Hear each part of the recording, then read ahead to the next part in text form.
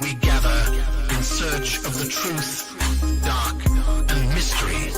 It's the Drunk Turkey Show. Big development today in the investigation into the murders of 4 University of Idaho students. According to state and local officials and court documents, 28-year-old Bryan Christopher Kohberger has been arrested. He was arrested and arraigned this morning in Pennsylvania.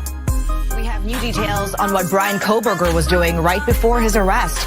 Police says a tactical team burst in to arrest the Idaho murder suspect. He was in pajamas and latest gloves, stuffing trash into Ziploc bags. Hey, greetings from the year 3000. It still sucks. This is Phil J. Fry, and you're listening to the Drunken Turkey Show. Your one stop for this sort of thing. Hit that button, like and subscribe. You know what to do, just like every other podcast. You guys know what to do, just like every other podcast. What is up, everybody? Welcome back to the DT Show. Today, we're getting back into the Bryan Kohberger case. We're going to talk more about these Idaho State Police documents that were dropped.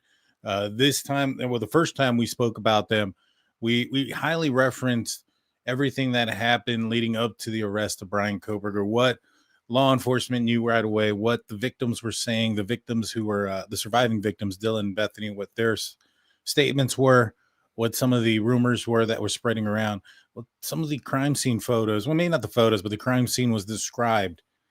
So much more. If you haven't checked it out, you don't really necessarily need to watch that one to catch this one, but I would recommend catching them both.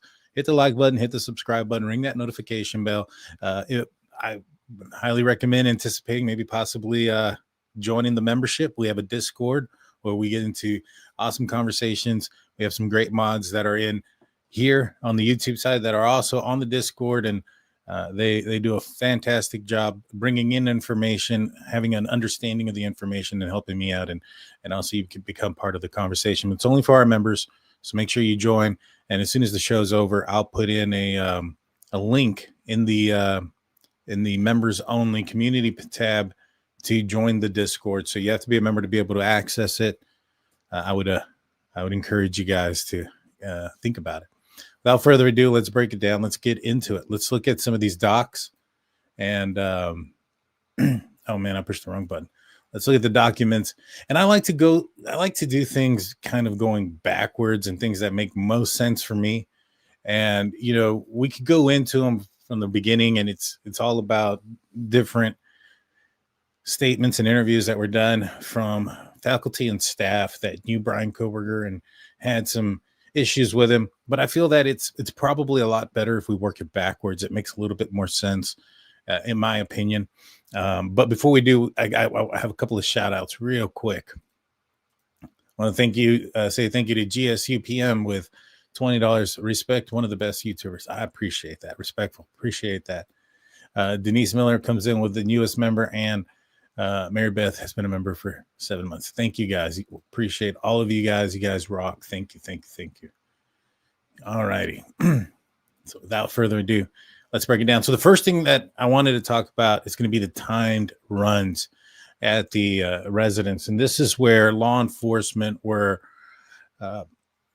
trying to figure out how long it took the suspect to have committed this crime, in this case, Bryan Kohberger. At the time of the timed runs, they weren't aware who Bryan Kohberger was. This was just trying to figure out how long it would have taken. And I think there's a lot of clues here about what they knew and what they suspected. Now, there's going to be a little bit of a common theme here when we're going through this. I make the joke, Psychic Daniel, where I'll call something, or I say, hey, I think this evidence is kind of telling me that we should expect to see this, or whatever the case may have been. Well, we're going to see a lot of that in this entire video. A lot of the things that I've called for the last few years are starting to populate and come out. I even had a conversation with Steve G, and the first thing that he sent me was a Psychic Daniel because of one of the things that came out about the movie American Psycho, which I said that I felt like Bryan Kohberger took a lot of inspiration from. I felt that Bryan Kohberger watched that movie, and it was a movie that had stuck with him for a very long time. And I thought that was the case because of his Tappa Talks. It was almost mirror image of what Patrick Bateman was saying throughout the movie, talking about wearing a mask, talking about not feeling things for anybody, not having emotions, et cetera, et cetera. And almost basically the same thing that Patrick Bateman was saying. And then the picture came out with the selfie, with the headphones and so much more. And I'll break it down more when we get to that aspect. But he also kind of disclosed to me something that isn't in here, but we're going to talk about something that that law enforcement knew that we haven't seen in any of the documents. And so it's going to be about the crime scene. So without further ado, let's get into it. So these are the timed runs. It says on November 21st, 2022. So this is roughly a week after the murders. The Idaho State Police Sergeant Darren Gilbertson conducted timed runs through the residence. Based on processing of the crime scene and evidence collected, investigators believe Kohberger drove to the area and parked in the back of the residence. There is a paved parking area directly south that overlooks the back of the residence. Kohberger most likely entered the residence through a sliding glass door located on the second level of the rear of the residence and then proceeded as follows. After entering through the sliding glass door, Kohberger walked through the kitchen area and a set of stairs that led up to the third floor. Kohberger then went up the stairs to the third floor. At the top of the stairs and directly to the left side of the door, which was Goncalves' bedroom, and to the right was in a short hallway that ended in the bathroom, and then another door that led to Mogen's bedroom. Most likely, Kohberger checked Goncalves' bedroom, saw that it was empty, and then moved on to Mogen's bedroom, where he believed both Goncalves and Mogen were asleep in Mogen's bed. So first and foremost there, I've been telling you guys for a while now that when the evidence came out that Murphy was barking outside, and that the evidence, not the evidence, but the information that Dylan heard Murphy go up the stairs with who she thought was Kaylee, but obviously was Xana, who have gone up the stairs before going down the stairs, that put a huge pause in what I was thinking as far as, what Bryan Kohberger did. I initially at that point, I thought he went straight into Maddie's room, but when that was the case, when I had heard that she had heard Murphy going up the stairs, that told me, well, obviously Murphy had to come down the stairs at one point for him to have gone up the stairs, which meant that he would have had to have opened that door, and that door being to Kaylee's door. And we knew that he had no blood on him, so he wasn't inside of the bedroom where the murders were taking place. We know that either were Maddie's or in Xana's, and we also found out that he was possibly barking outside at the same time as the altercation that was going on inside. So all those things indicated to me that he opened the door. And then when we got into shortly after the sentencing, Bill Thompson in an interview said something to the effect that there was the possibility, because when they were talking about who the target was, that Bryan Kohberger may have gone into may have gone into Kaylee's room first. That told me that there was no blood whatsoever on that door. There was no indication that he went into that door second, because had there been blood on the doorknob or on the door frame or on the door or inside of that bedroom, that would have been an indication that he opened the door second. We also found out throughout these documents that ended up being the case. There was no blood found on Kaylee's door, but we also found out that there was blood trickled throughout the entire house, leading to and through the hallway down into the second floor towards Xana's bedroom, which was an indication of force. And I told you guys this looks like, or this sounds like, somebody was running and this was dripping off of them as they were running, moving their arms, or moving with, maybe not running, but moving with a purpose, so to speak, possibly chasing Xana. And there are some evidence of blood on certain aspects of the door frame. And so he bumped into things, he touched things, and he had blood on his person for those things to have been prevalent there. So with that being said, for there not to have been none in Kaylee's room, and for Murphy to have gone down the stairs, he must have opened Kaylee's bedroom first, which leads me to believe that there's a good possibility, especially once we find out that he also says something to the effect that, Kaylee, I'm here for you. Basically saying who he's there for, Kaylee, and that he's here for her. And now he assumes that Xana is Kaylee, and my assumption is that the reason he assumes that is because Xana was going up the stairs. Dylan said she heard music going along with it. So, it sounds like Bryan Kohberger probably assumed this was Kaylee getting home and is coming up the stairs with Murphy and attacks. And, she runs into the room where Ethan's at. Maybe that's why he takes his frustration out on Ethan, because he's thinking maybe there's something there. I don't know. But that's kind of where I was going with that. And by the looks of it, it appears that law enforcement believe that to have been the case as well. And it was funny because I know a lot of people were pointing that I had Anjanette Levy on the show, and this was probably a few months now, maybe 3 months ago. And I told her my theory, because she said, oh, she believed that it was that Bryan Kohberger had gone into Maddie's room first. And I said, there's a good possibility of that. But I was like, but Murphy kind of throws that a little grenade into that, a little wrench, so to speak. And a lot of people were telling me that that my thoughts were unbelievable, and that even, and I don't take this, but a lot of people in the comment section, the Pro-burgers, were like, Anjanette Levy's just looking at you like your story's crazy. And I don't think that was the case. But that's what people were saying in the comment section. And well, apparently I was right. All right, let's continue. Goes on to say that Kohberger murdered both of them in bed. Kohberger most likely went back down the stairs, walked through the second floor living room, and then down the hallway, which ended in Kernodle's bedroom. Based on the evidence, Kernodle was initially attacked just inside of the bedroom near the entrance. Kernodle fought with the suspect in the bedroom area and was ultimately, her life was ultimately taken on the floor of the bedroom next to the bed. Chapin, we believe, was asleep, and then his life was also taken in the bed.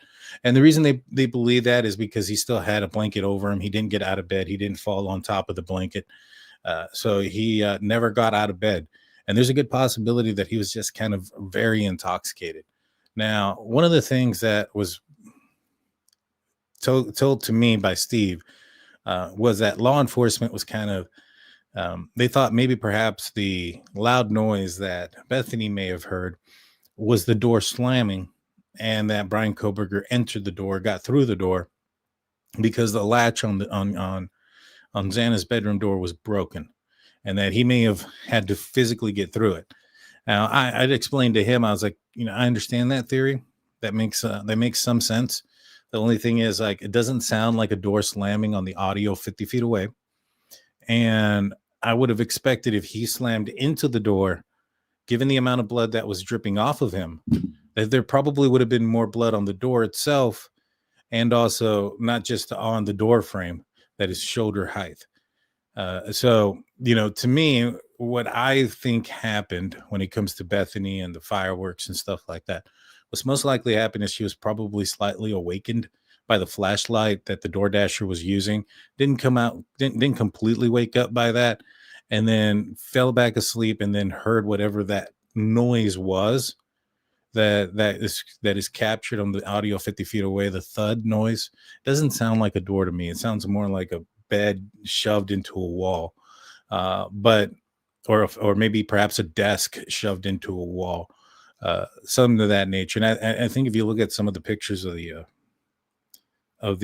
one of the dressers in there, it does kind of look like one of the legs is like bending out, which would have been an indication of it being pushed up against the wall. Now, so, man, I think I forgot where I was going there. So he was asleep, to me, what Bethany heard. So to me, I think it was a combination of whatever that thud was and that flashlight from the DoorDasher. I think that is, those two combined is what made her think she saw and heard something. That's what most likely, in my opinion, what happened. Dylan was more alert at that moment. She was listening out. She heard whimpers. She heard voices. She didn't hear this loud firecracker noise that Bethany heard. And so I tend to believe that it was probably a mixture of the two experiences that she had in that moment, and just perceived them inaccurately. All right, so let's continue. Kohberger left the bedroom area, walked down the hallway, passed through the living room kitchen, and exited the sliding glass door, leaving the door partially open. Kohberger then walked to his vehicle and drove away. It goes on to say, I conducted 2 time runs, first being quickest possible run and a second slower, deliberately timed run. During the first trial run, I began at the rear of the residence and came through the sliding glass door. I then moved quickly through the kitchen and up the stairs. I looked into the bedroom on the left and then moved to the hallway into Mogen's bedroom. I simulated the number of strikes that were inflicted and onto Mogen and Goncalves. Detective Tolbert counted and kept track in an attempt to recreate the movements and the motions believed to have occurred based on the evidence collected at the autopsy reports. I moved out of the bedroom, down to the stairs, through the living room, down the hallway, and into Kernodle's bedroom. Again, with the assistance of Detective Talbot, I simulated a number of strikes that were inflicted on Kernodle and Chapin, and then exited back down the hallway, through the living room and through the kitchen and out the sliding glass door. Corporal Payne reported the time of approximately 1 minute and 30 seconds on a quickest possible timed run. I mean, that's him going in there, and we got to remember how much time he spent in there. And to be honest with you, I'm thinking it may not have been as long as we all think. Now, here's why. Bethany, or Dylan, is calling Bethany at 4:20. She had just seen somebody walk out. It's actually at 4:19. She had just seen somebody walk out. So Bryan Kohberger was out of there 4:19, 4:18, somewhere around there. His vehicle was not seen leaving until 4:20 and 48 seconds. Now he's walking out of there and he's leaving at a high rate of speed. He's probably walking out of there with a purpose, and yet it still took him just over 2 minutes to get from the back sliding glass door to his vehicle and out. Now, let's just say that he was undressing and doing certain things. He was probably still moving as fast and as quickly as possible. For my assumption is that Dylan may have yelled out something throughout this process, calling out for Kaylee, that may have stopped him from what he was doing and forced him to leave, thinking that somebody may have called 911 at that point. And so he is moving with a purpose, indeed, and he is trying to get out of there as fast as possible, and it still took him over 2 minutes to get out, or at least 1 minute and 40 seconds to get out of that area. He's probably not moving with the same purpose the first time around getting there. He's probably a little bit more cautious, looking where he's stepping, looking around, making sure nobody is seeing him, those type of things. I'm assuming, because they didn't find any fabric or anything left at the scene that would have came back to Bryan Kohberger, is that he probably changed into his jumpsuit or whatever it was that he was wearing that night after he parked. So he may have parked back there about 4:08, got out, took his clothes, put on a jumpsuit, put on the booties, put on the gloves and everything else that he was going to be putting on. Because if he's driving around in his car full of his DNA with those things on, it kind of defeats the purpose. He's going to transfer his DNA in some form or fashion if he's in his car with those things on. So he's doing all those things. So there's a good possibility that he's actually not into the house until 4:12, 4:11, 4:12, somewhere around there, and which kind of shortens the time frame, but still within this gap here of the first one being 1 minute and 30. Goes on to say, on the second run, slower and more deliberate, followed the same path through the residence at a much slower, methodical pace, entered again through the same area, did the exact same stuff. The movement to Kernodle's bedroom was slower than the first one, but somewhat quick. Now, I think they have to say that and do that because of the evidence that they had there. When we brought on Steve from True Crime Web, a retired CSI, he looked at some of the droplets of blood that were in some of the rooms and an area that were photographed that have been released, and that there are small droplets which would have indicated force, whether he shook, maybe swiped down, moved with a purpose from that area. But to get those smaller circular dots was something to do with force. And it sounds like those same type of dots were throughout this area. So it sounds like he was moving, and every time his arm swung throughout that process, he was probably casting off some of the blood that was on his person. And so that would have been an indication that he was moving still somewhat quick. So that's why they're not doing it a very slow walk to Kernodle's bedroom, because they don't have evidence. They have evidence to allude that wasn't the case. Goes on to say that he again simulated the movements and the motions, and that it took approximately 2 minutes and 33 seconds. So about 1 minute and 3 seconds longer than it would have taken the faster way, doing it as fast as possible. We additionally walked through simulated paths Kohberger may have possibly taken with the vehicle to the back of the residence. The shortest and most direct path going from the parking area and moving east-west east to west along the back of the house took approximately 30 seconds. A second path starting at the southern edge of the property, walking a fence line through some trees and moving in a south to north direction towards the back of the house took approximately 1 minute. The times to make the same two paths at a running pace were approximately 6 to 7 seconds for the shorter path and 10 to 12 seconds for the longer path. So kind of indicating kind of what I was saying. Now, they did see some shoes or some footprints. I don't recall those footprints being a wider gap from the because we looked at it from a they had a drone that went out there.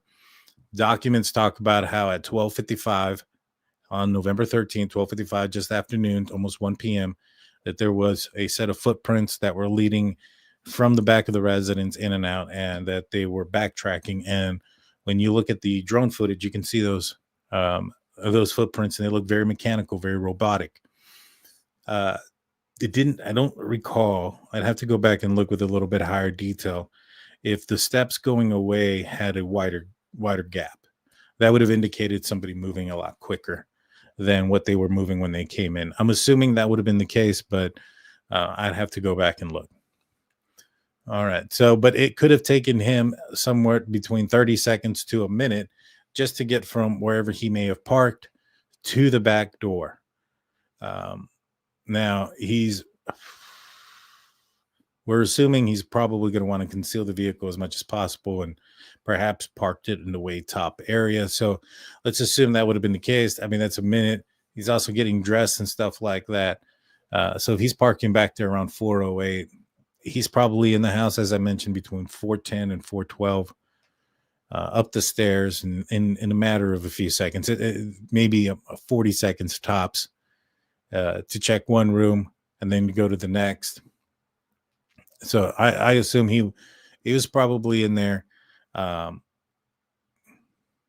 closer to that 2 minutes and 33 seconds.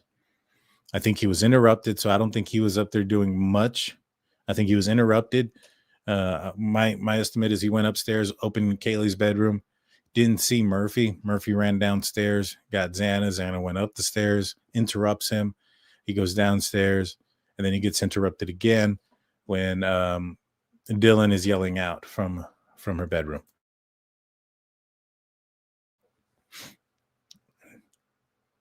The timed runs revealed that it was possible for Kohberger to carry out the murders as few as 2 minutes and 6 seconds, going at a fast pace on the shortest route to the vehicle, and as much as 3 minutes and 45 seconds going to a slower pace and the longer route to the vehicle. So not very much time at all. All right, let's see. I'm just going to kind of go in order backwards from here. This is I believe another interview. This is an interview referencing Kohberger being her TA. So this is a student of Bryan Kohberger's.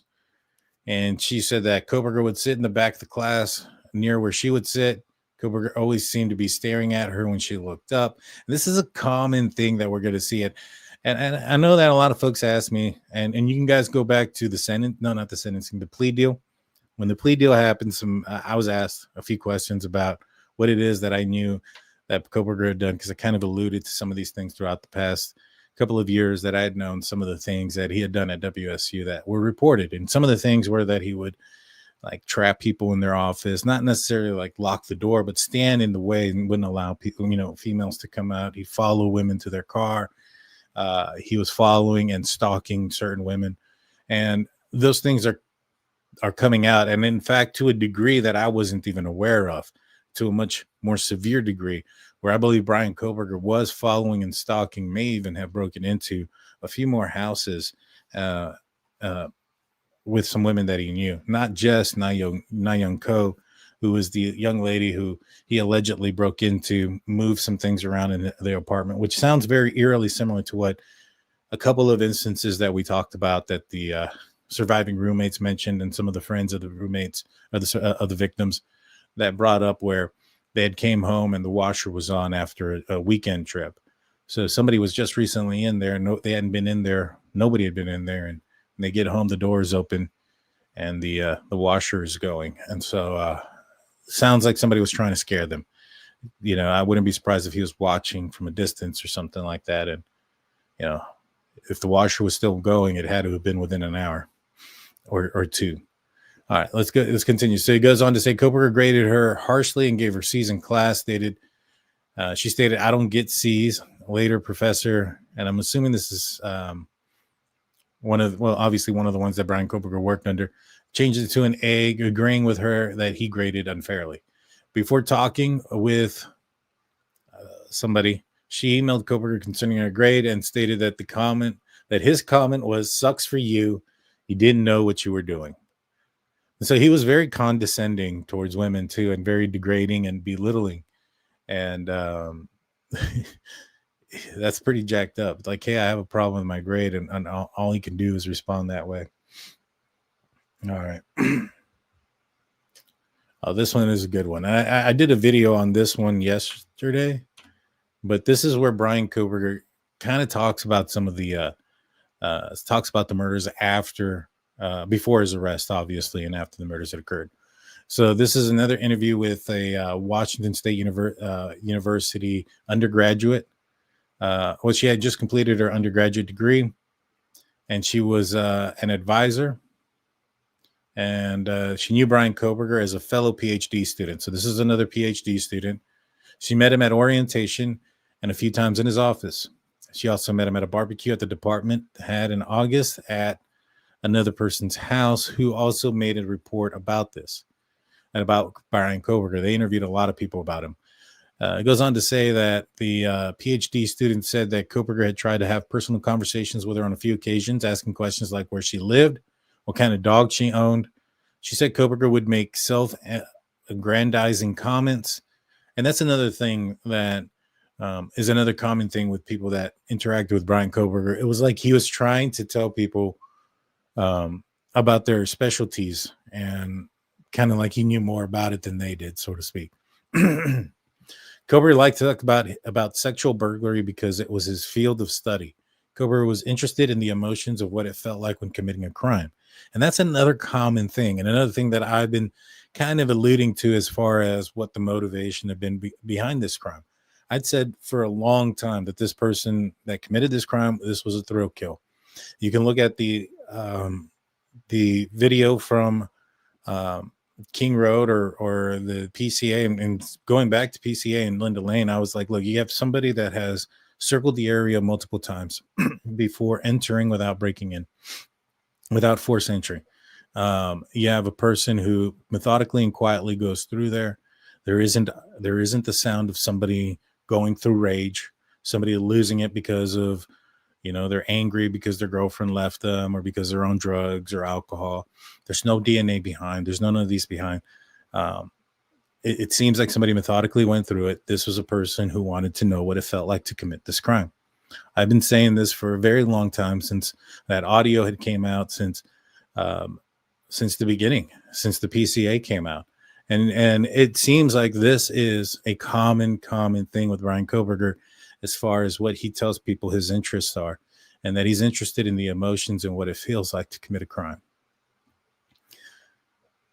The PhD student described conversations she had with Kohberger and related her studies of violent offenders. This included areas of study like sexual burglary, sexual assault, and forensic awareness. He talked about different emotions violent offenders might have. He discussed how offenders might avoid getting caught. Kohberger asked the PhD student if she was single. She discussed her relationship with her partner. He asked about other friends of hers, and if she was interested in getting together outside of school. She said she was not interested. She said she had told him that she had been, and this is blanked out, and he said that he did not date broken women. It's weird, right? Like, she turns him down, and then he turns around and says, "Oh, it's okay. I don't date broken women." So it goes on to say that, referring to the Moscow homicides, Kohberger stated that whoever had committed the homicides must have been pretty good. The conversation occurred approximately 3 weeks after the homicide occurred. So during that time where he's still filling himself, during the time before the bolo comes out. Now, I think the bolo of the White Elantra is what really starts to kick in the paranoia and starts to kick in, are they watching me type of thing. They discussed the idea the students were getting ready to leave for winter break right after the homicides occurred, and that the timing made it a good choice by the murder. So a lot of people have wondered why that time. Bryan Kohberger bringing up that the killer was good, which I had said this would have been this would have probably been a huge red flag for me if I was sitting there and somebody told me, oh man, the timing in which this person chose was really good, because at this time it's 3 weeks, right? Nobody knows who it is.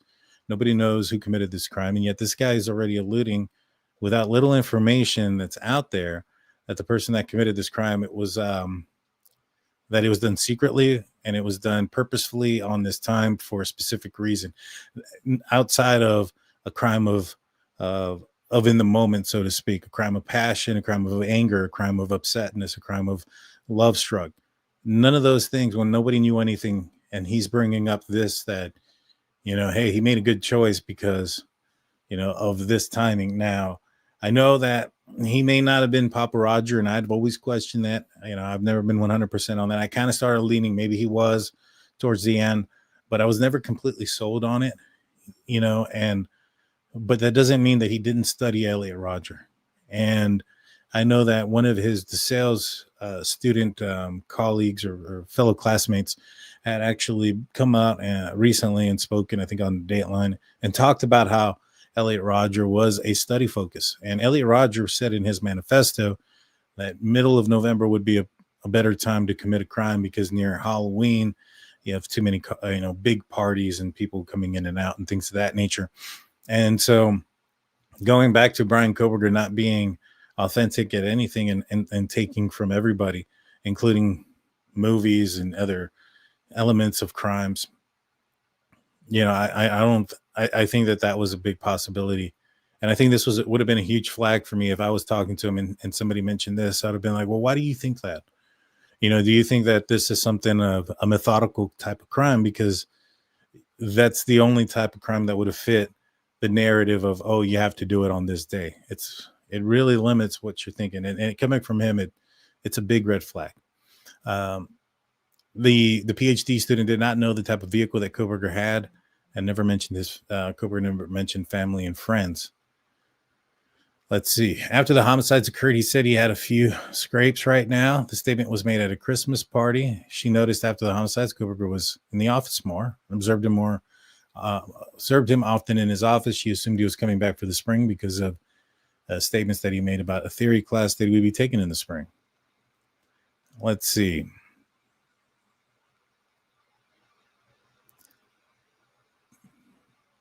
He did talk about a situation where Kohberger did not like the fact that the PhD student discounted the offender in studying sexual assault cases. He said that she was being dismissive of the offender and thought that she would be focusing on the offender and what they left behind. He thought the offender had a stronger impact on the crime rather than the victim. She said that he thought he was dismissing what she was doing just to argue. She said he was dismissive towards women and not men.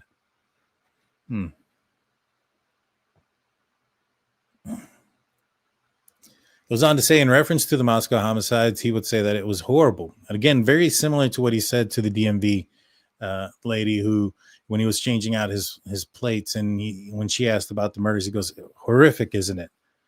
You know, saying it's horrible. In discussing whether the murder would be caught, he said maybe it was a one and done type thing.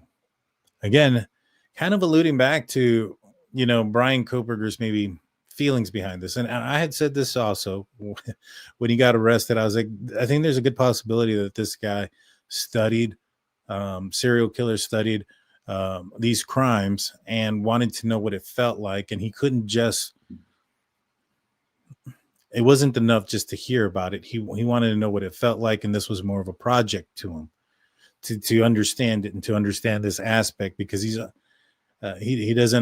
can't understand without committing the crime itself. And I think I had brought up a killer who had gone on Craigslist, and he was a filmmaker. And what he did was he lured in men by creating a fake profile on Craigslist. They would show up to his garage, and he was a filmmaker, and he was filming gory movies, but it wasn't enough for him. He wanted to film an actual murder, and he committed one, and then tried to commit a second one, I believe. The guy got away, and he ended up getting caught. some of that effect. And I attributed Bryan Kohberger with that. And I think that that's kind of what we're looking at now. Do I think he wouldn't have done it again? Highly doubt that. The guy was already looking for knives and knife sheets. And I don't think he was looking at them to be like, oh, hey, look, guys, if you guys find me, I have it, you know, here it is. No, I don't think it was because of that, because of the timing in which he was looking for him. He was looking for him immediately after the murders, and he stopped looking for him after the bolo comes out, after he moves away. Once he travels to Pennsylvania, he never searches for them again. And you would have thought, based on his searches of paranoia, wiretapping, and all these other things, and the fact that he got pulled over a few times and brought it up and highlighted it, you know, this is when he was most paranoid and trying to cover his tracks. He was cleaning his vehicle, trying to, you know, he searches up, detailing places and to sell his vehicle. So you would think that that's when he would be looking for a replacement in case somebody came looking, but that's not the case. That's not when he was. He was looking for it beforehand. So that tells me he was looking for another one because he was wanting to redo it. I think he saw himself as Ted Bundy. I don't think he was. I don't think he was as charismatic. I don't think he had the allure or the ability to be charming as Ted Bundy was. I think he was wanting to be Ted Bundy, but I don't think he was anywhere near Ted Bundy. Let's continue. She talked about how there was conversations about Kohberger might be an incel in the relation to his Reddit page and his confrontation with another person who said Kohberger had a bad interaction regarding a front office undergrad staffer, mentioned problems was having with Kohberger, and students were told not to leave this young staffer alone with Kohberger. Kohberger was a TA for a 101 class. Based on how he talks to women and treats women, people in the department thought he was a possible future therapist without the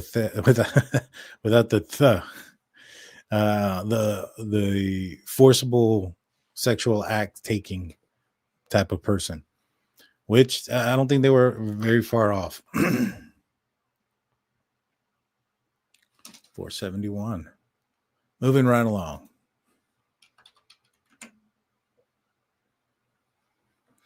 This is another interview and referencing Bryan Kohberger and the and their interactions.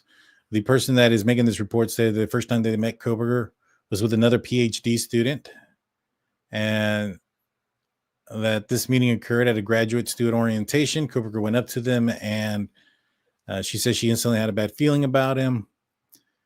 She says she had confronted Kohberger early on about the way he was speaking to women.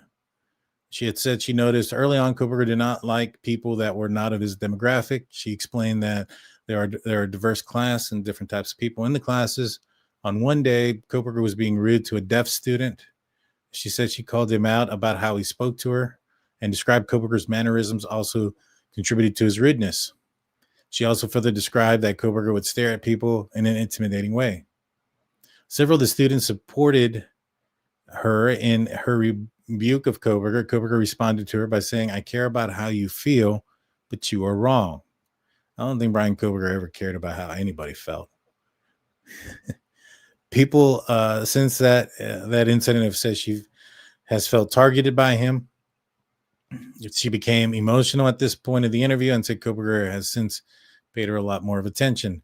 Kohberger would try to talk about the Ted Bundy murders because he knew that she was interested in true crime. He also name dropped a former professor of his named, and I'm assuming this is Catherine Ramsland. This student admired Ramsland and wanted to meet her, but not based on her association with Kohberger. The student said if she was going to meet her, it would be because of her own initiative, not based on Kohberger. She says she was interested in the fact that since the Moscow murders, some people were comparing them to Ted Bundy murders that occurred at the college sorority, and that Kohberger wanted to talk about those murders with her. She said Kohberger studied sexual burglaries and motivations in decision making. Interesting. So he talked about Ted Bundy, was interested and tried to use Dr. Ramsland as a way to communicate with Bryan to for women, trying to use that as a way to talk to women and things of that nature. Kohberger had asked her if she would be comfortable. And I think this has to do with the deaf person. Kohberger had asked her if she would be comfortable procreating, given the fact that she had a disability. Like, that's none of his business. You know what I mean? That's crazy. That's crazy. Blank said she started keeping track of how often he was late to class and kept track of the number of the times Kohberger aggressively stared at her during class. In one class, he stared at her 9 times. She described instances Kohberger following her after class multiple times. And this is also something that's going to be reoccurring. Multiple students have said this. She also said that Kohberger always seemed to want to be in the general area of her and others in the program and did not want to have anything to do with him. She talked about a female student named Redacted who recently had an apartment broken into. She complained to the graduate housing, but they didn't help her. She said Kohberger took an interest in her.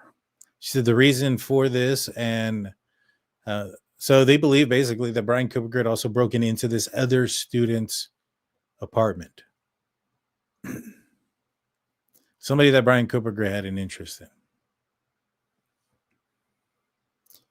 It said that she had a reason for this, and the other reason is Blank talked to Kohberger because they had difficulty understanding English, and they seemed to be the ones that would continue to talk with Kohberger.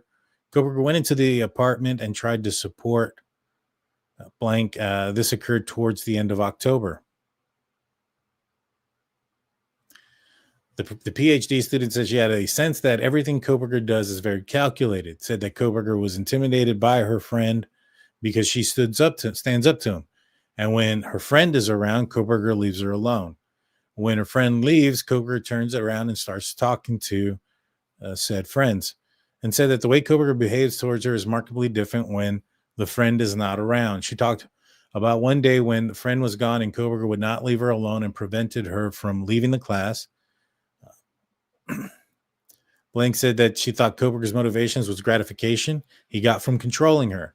He wants to be seen as the strongest, smartest, most important person in the room. She said their class was sat for hours in the class listening to him arguing with the teacher about his project. Kohberger always seemed to want to talk about the offender decision-making.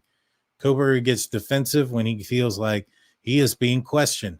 On one occasion, Blank had to cut him off when he was going on and on during his monologues. Apparently, he had these long monologues and just would go on and on and on and on, wouldn't stop. Let's see.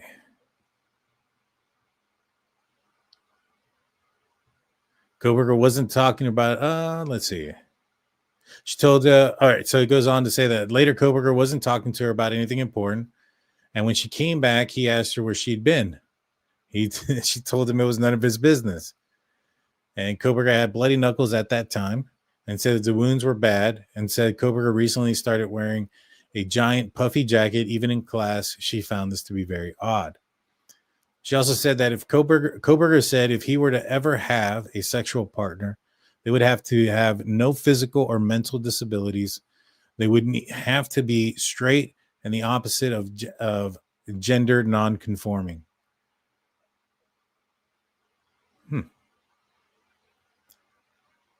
Well, if he said they would have to have no physical or mental rules out most of the pro-burgers. All right, let's continue.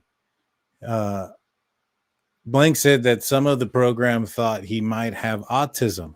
She thought Kohberger was a narcissist and Kohberger was a vegan. Kohberger knew she was married because she had brought up her husband to a get-together at a barbecue. Her husband and Kohberger had a discussion at the barbecue. After the discussion, the husband told her that he did not like Kohberger and wanted her to be careful around him.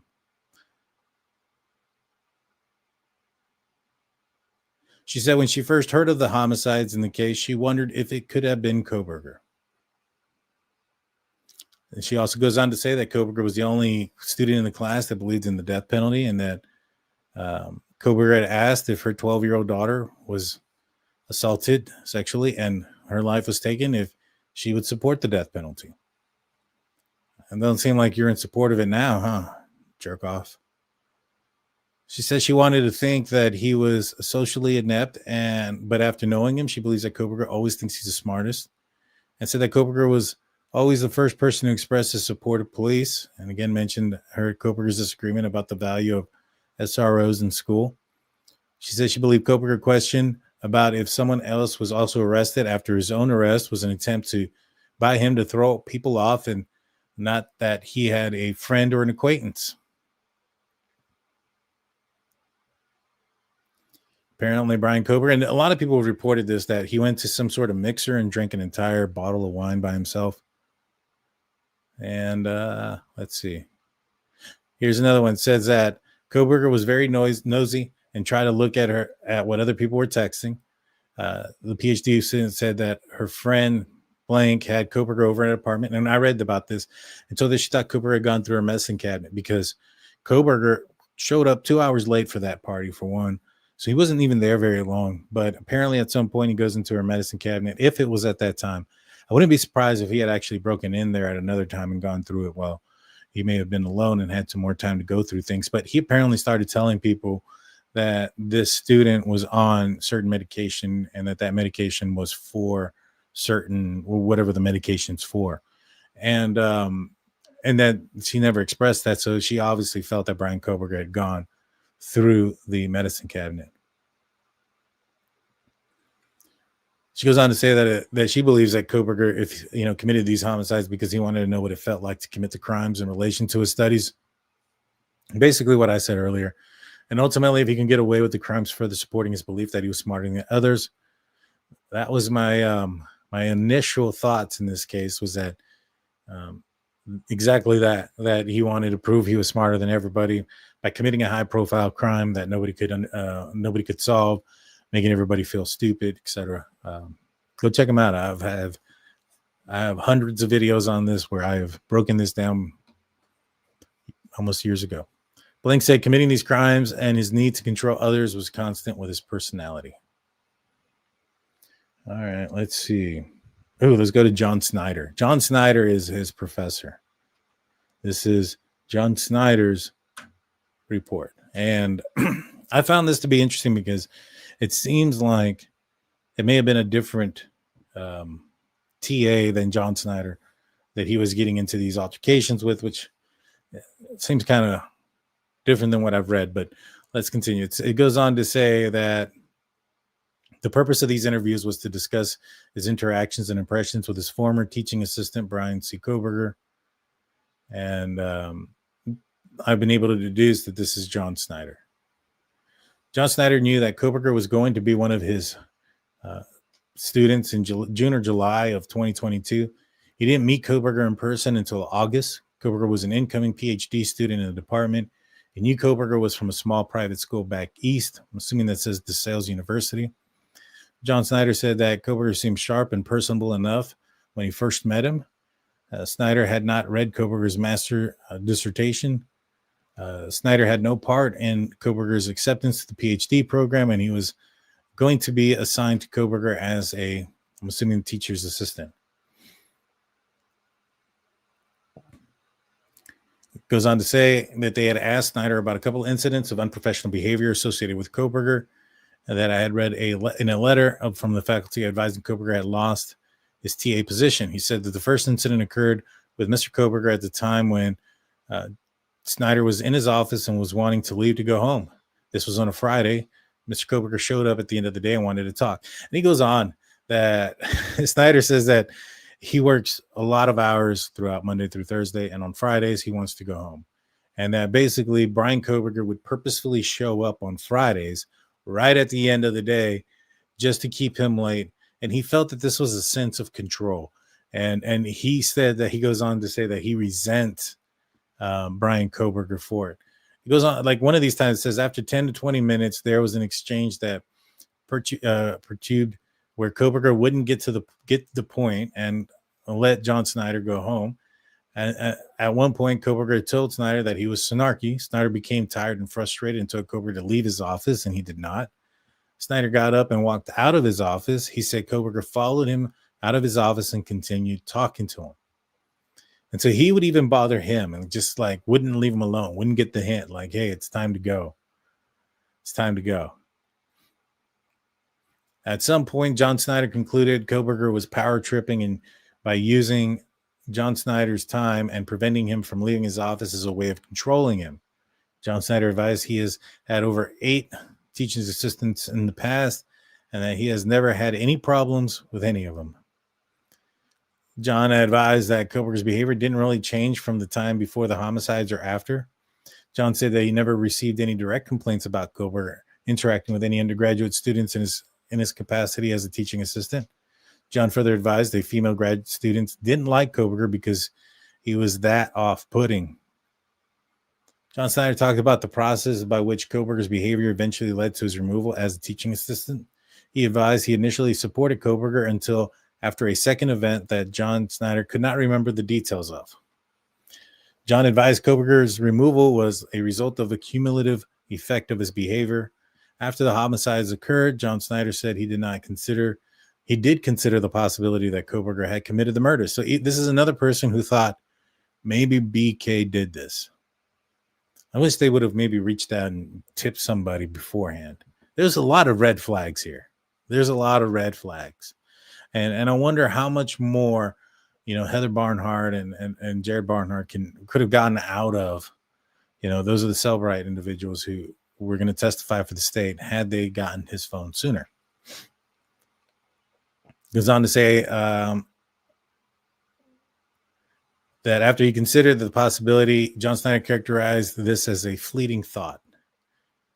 John Snyder considered Kohberger's power-tripping, controlling tendencies in addition to being socially challenged. Snyder advised Kohberger had annihilated and irritated several PhD students as well as at least one female professor with his behavior. Snyder said Kohberger never discussed knives or edged weapons.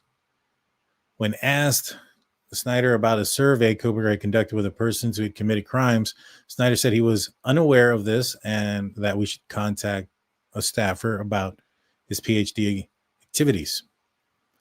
Snyder talked about a conversation he had with Kohberger early on where they discussed the idea of sexual harassment. Snyder knew that Kohberger had annihilated himself with the female grad students by this time. This included 6 or 7 women. Kohberger came up in a line of thought where he said that if Kohberger had heard about blank behaving inappropriately with women, and what would blank do to defend himself against the false allegations. Blank found this line of thought to be troubling and thought Kohberger was trying to put himself in a position of power.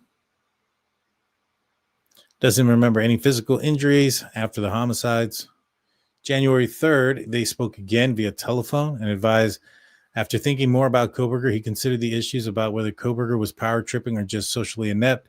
He considered that it didn't matter. Snyder talked about having a coffee with a female staffer who had concluded that Kohberger was power tripping and said that she thought that she was right on her opinion. Snyder said Kohberger told him that Kohberger lived near to where blank would park while at work. So he parked somewhere. That's interesting. He was parking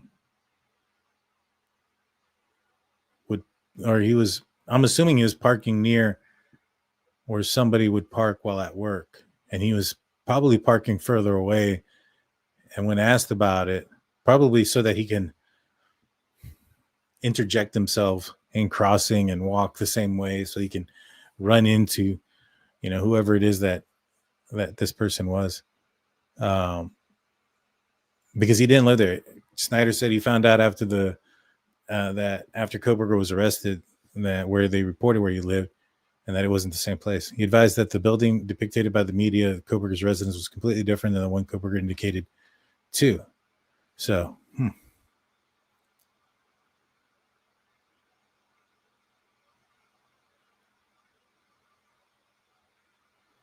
On January 11th, FBI special agent spoke with John Snyder and advised that he had spoken with people about the incident. Specifically, had spoken with a few people, had reminded him about a test question regarding a difficulty in prosecuting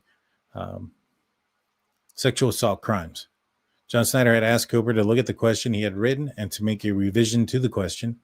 When John Snyder received the revised question back from Kohberger, he found it to be useless because the language in the question would be triggering to many students. Snyder advised the language was dismissive to victims. Snyder gave a printout of his original question and revised the question Kohberger had produced and had given to Snyder on November 10th, 2022. Now, this is interesting.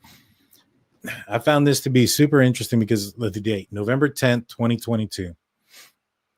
And this is around the time where he's starting to delete things forensically off of his phone or off of his school computer.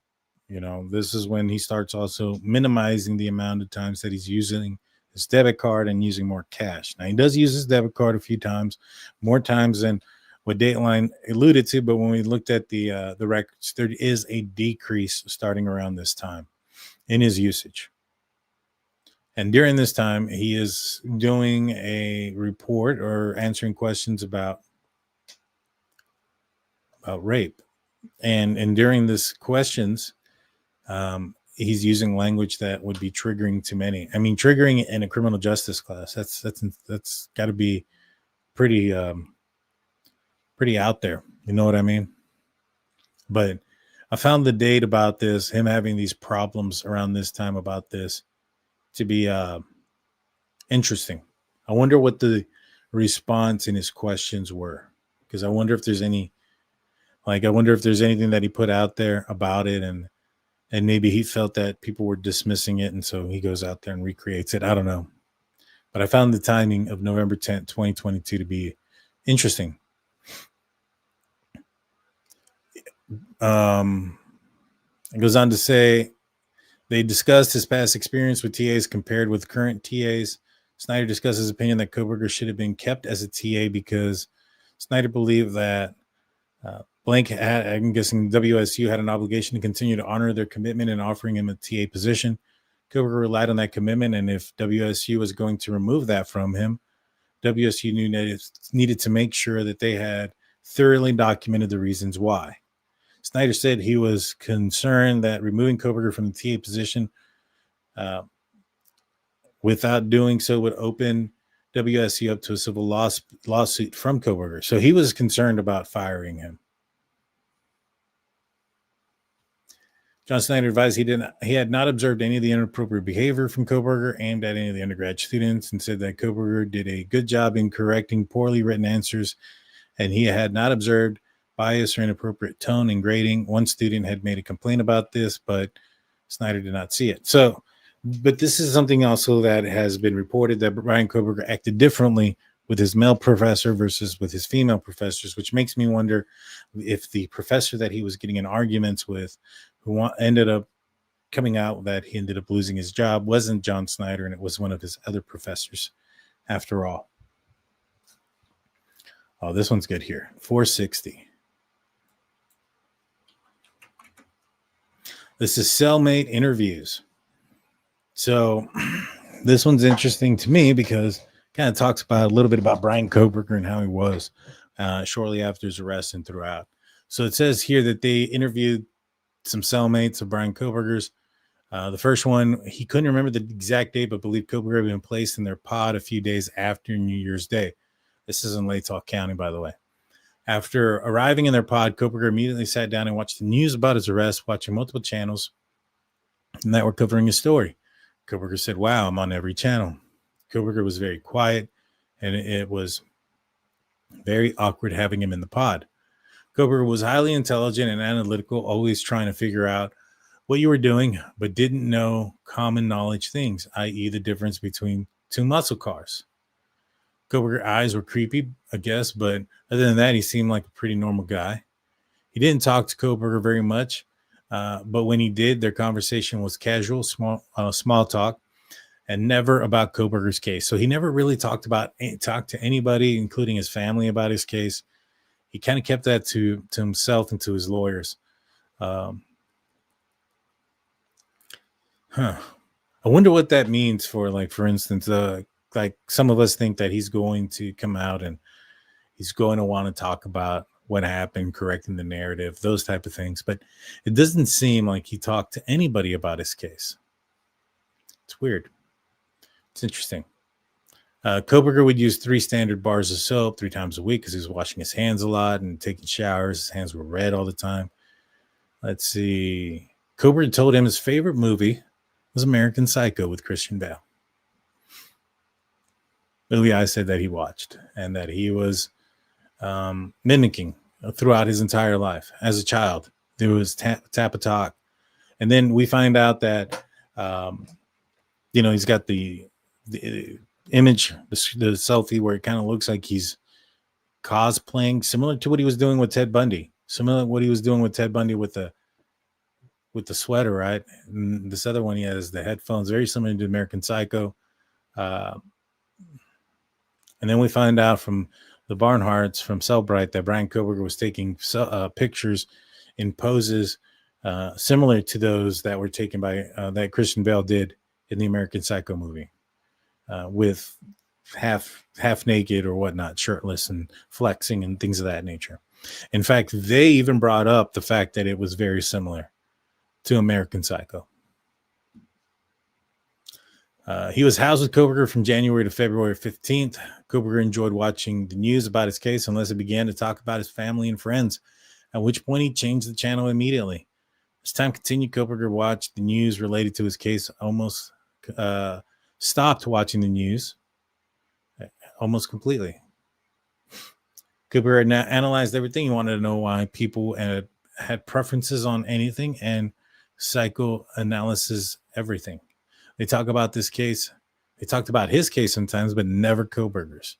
Kohberger spent most of his time in the communication tablet with talking with people, typically his mother, who told him to retain an attorney after he had seen blank on the news.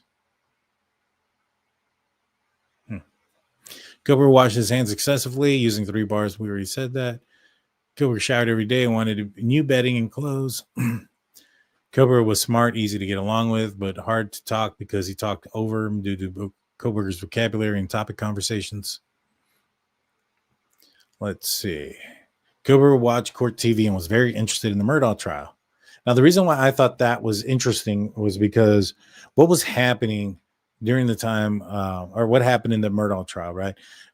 Murdaugh talked about some things, saying that he was never at the dog kennel, and then there was a video. Bryan Kohberger all of a sudden didn't really want to talk about an alibi or where he was or anything like that. There was a lot of Cellbrite stuff in the Alex Murdaugh case. There was a lot of questions that Bryan Kohberger had referencing Cellbrite and referencing phone pings and things of that nature. So I think that's where he was getting a lot of his defense from, watching this case and trying not to fall into a similar trap that maybe perhaps Alex Murdaugh fell into. All right, let's see. BK phone contacts. What is that? Well, let's just go to the next one. So that one's 446.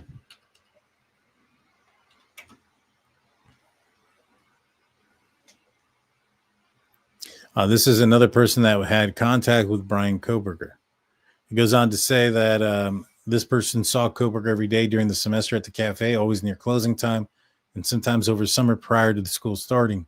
He liked to talk specifically with her. She believes he told her his name was, and this is blank. He would ask her questions about her school program and psychology. He asked about the psychological assessments she was learning about, but she told him she wasn't interested in the area of study. Her friend blank was at the register once when Kohberger came in and he asked for blank by name.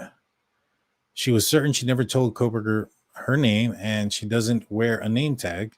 She was unaware how he knew her name. It seemed to her Kohberger knew what hours she worked and made remarks about her hours. Kohberger came in once with a female. She doesn't know her name. She asked Kohberger's female friend where she was from, and the female told her to guess.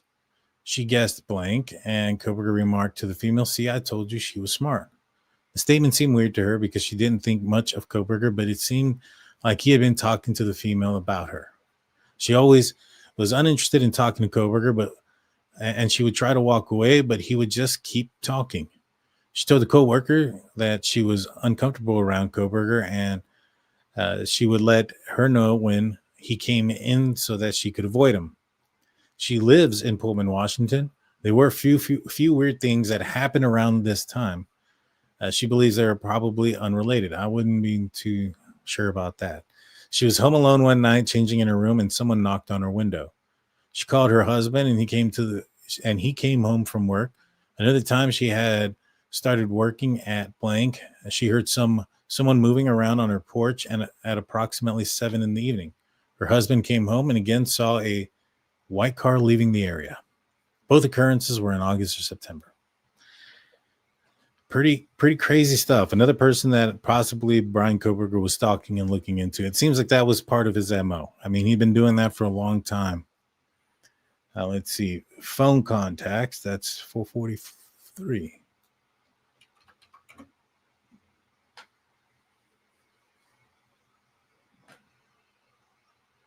Let's see.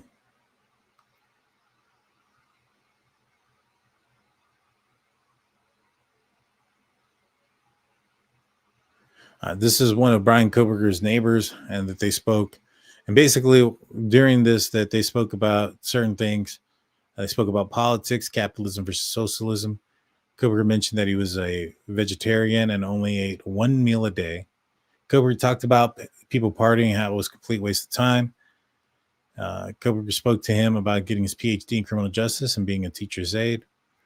Kohberger told him that he had some genetic DNA testing to learn about his origin and believed that he mentioned he was of German descent. You know, and these are some other people that we're going to go through also, but this one here, I found interesting because Bryan Kohberger was very infatuated about the DNA testing that was done with the IGG and the FBI and how they know that they went through a place that they shouldn't have before they got any of the information.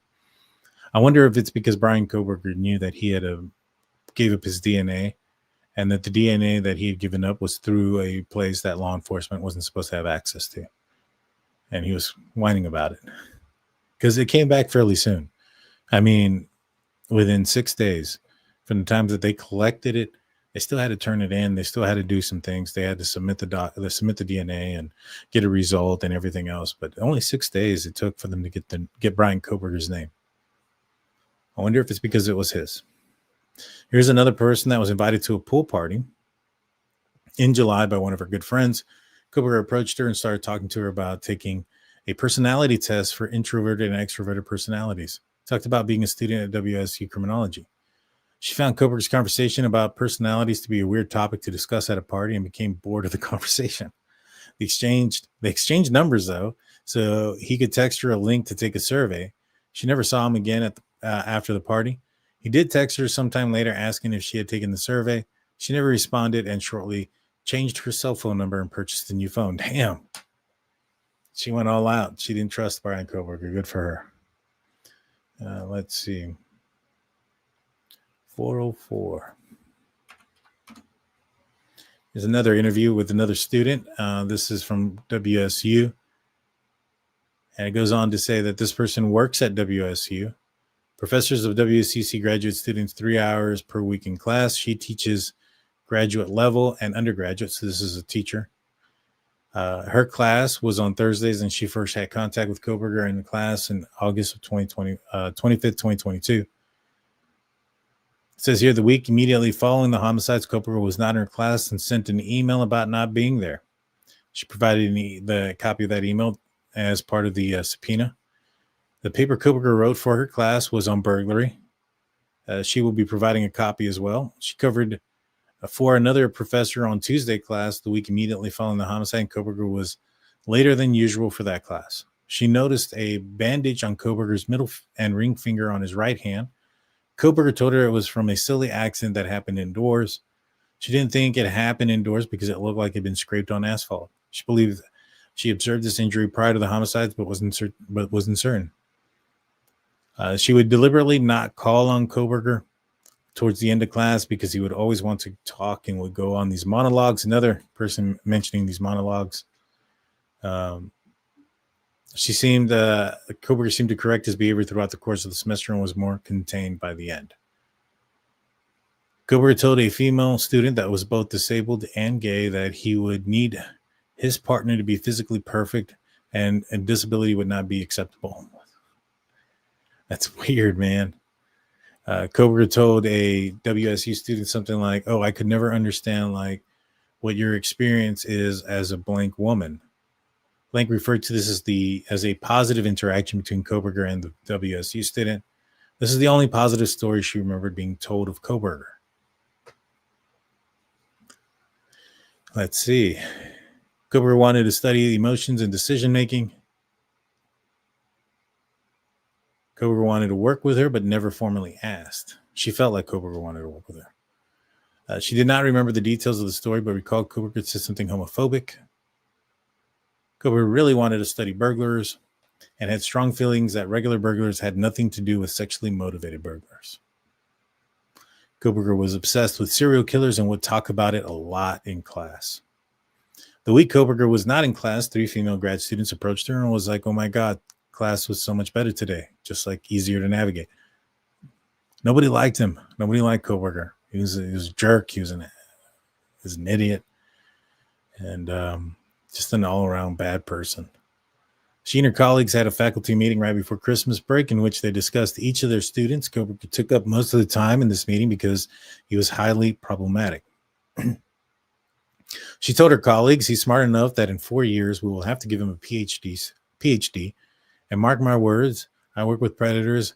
If we give him a PhD, this can be the guy that in many years, when he is a professor, we will be hearing of harassing, stalking, and sexually abusing of his, I thought would be his students or at whatever university he ended." I mean, that's huge to think of that and have that expression. A lot of red flags. I just wonder why so many people didn't report him. It goes on to say that she felt that he was stalking people. She would not share his dissertation as a backup solution for kicking him out. The room was divided on whether Kohberger's funding should be pulled. And it goes on to say that there was only that funding removed from a person that never happened before. She said one time she saw Kohberger at the parking lot of a Safeway late at night before Christmas break, before the Christmas potluck. He was so lost in thought. She waved at him for literally 2 minutes before she thought, "Okay, I don't think it's him." At some point, he saw her the next day. He came in and apologized to her. Let's see. A female grad student came into her sometime during September and October and reported that someone had broken into their apartment and stolen intimate items such as perfume and underwear, and that she was very scared. There you go. Another possible victim of burglary for Bryan Kohberger. Oh, so these are the receipts. These are some receipts that were found by Bryan Kohberger. These are multiple receipts. And the only thing it really talks about is one of them being a 2,000 watt Jupiter power inverter. It doesn't say from where, but they kind of give it away that it was like, oh gosh, what was it? Harbor Freight, I believe, because it says something about Harbor Freight something. And I'm like, well, you just kind of give it away. And then he purchased some other stuff, multi-pack t-shirts and undergarments. And they actually have pictures of some of these receipts. Food, not much. Not much there. Oh, this one's interesting. $387.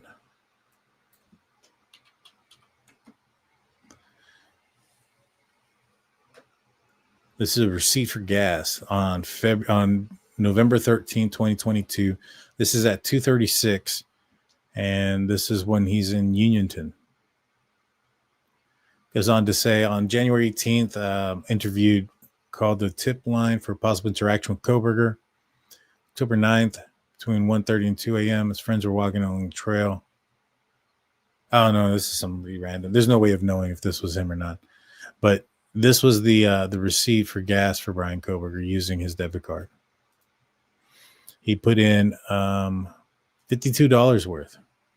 So he was pretty low. And I believe this was in Unionton, Washington. So on his way back from Clarkson, Washington, before he gets out there and turns his phone off at 5, in Johnson, Washington. Interesting. All right, let's see. There's a story about BK at a hotel. Basically, he stays there. They overcharge him. He gets pissed off the next day when they're walking out. He says he's going to leave a card for somebody, but nobody ever shows up. Like a card, a card to get into his hotel room. And while they're talking, while he's talking to the hotel person. This is before he moved into his apartment complex. He talks about a collection of knives and sheaths. It's pretty weird. It's pretty crazy. He talks about that with the hotel employee. Now, I know that he had met with, the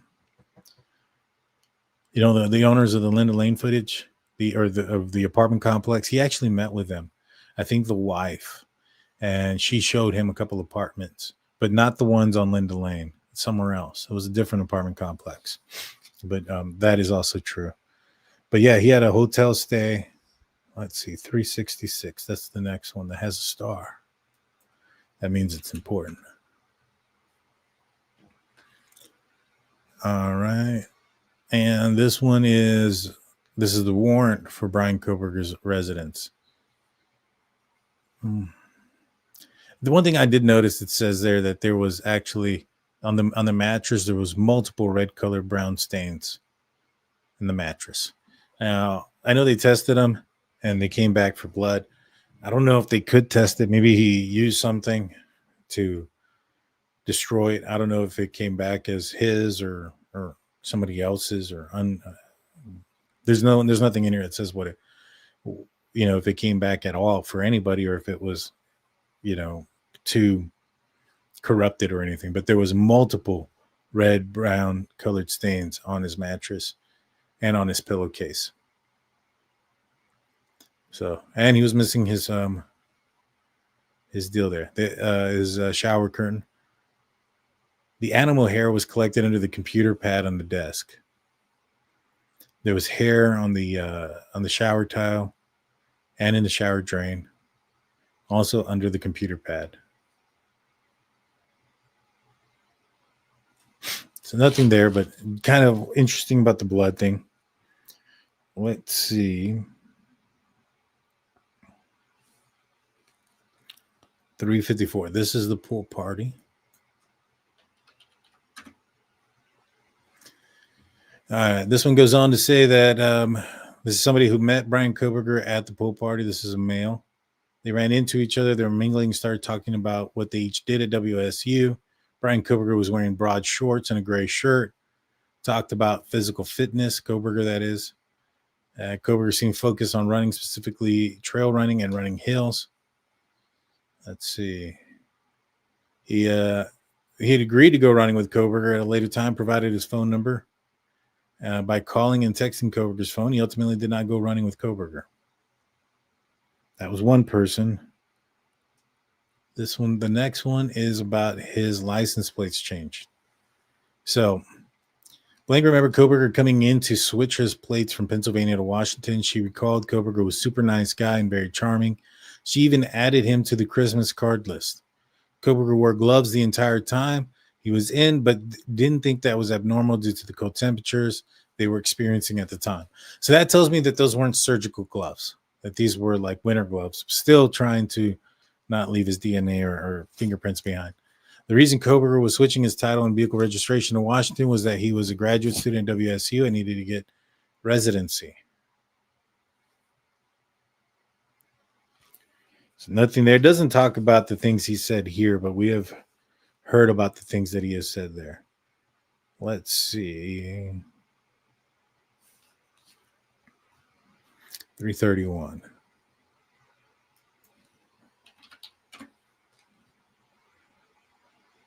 So this is the undergraduate, the sophomore at WSU, and her office in which she works is located somewhere. It's all redacted. Her desk is near the entrance of that section of the building, and I believe Bryan Kohberger's desk was like in another floor in the same building.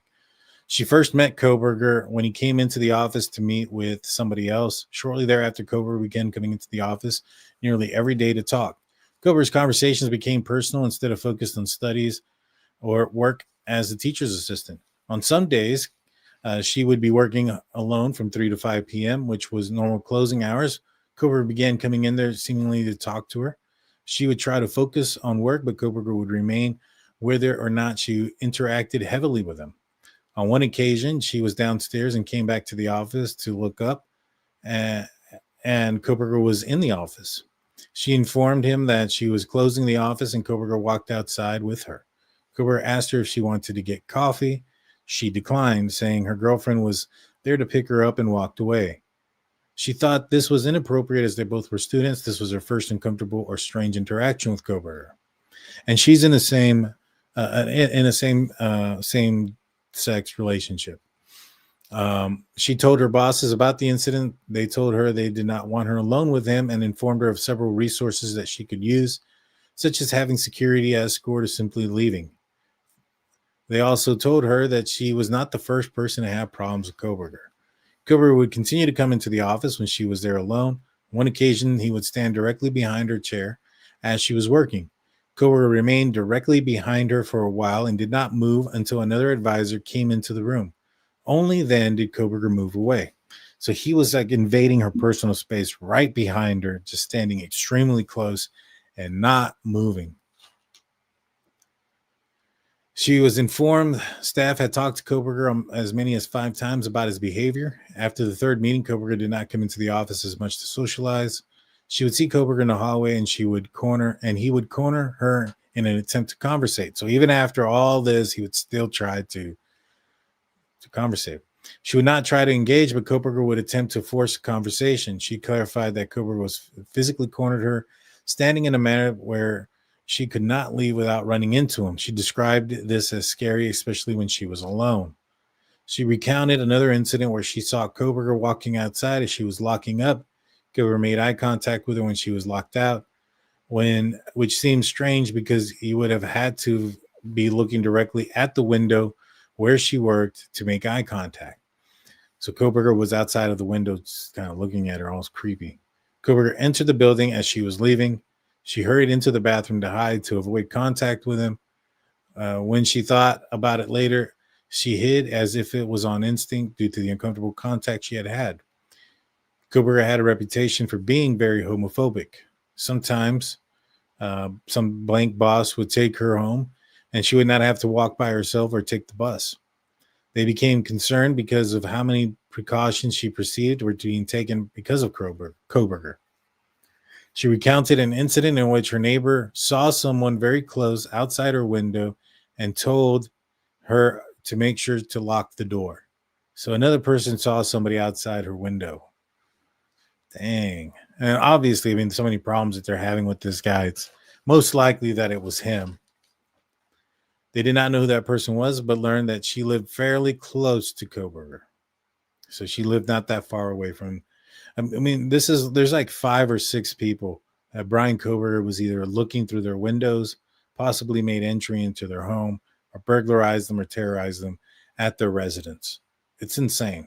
It is insane.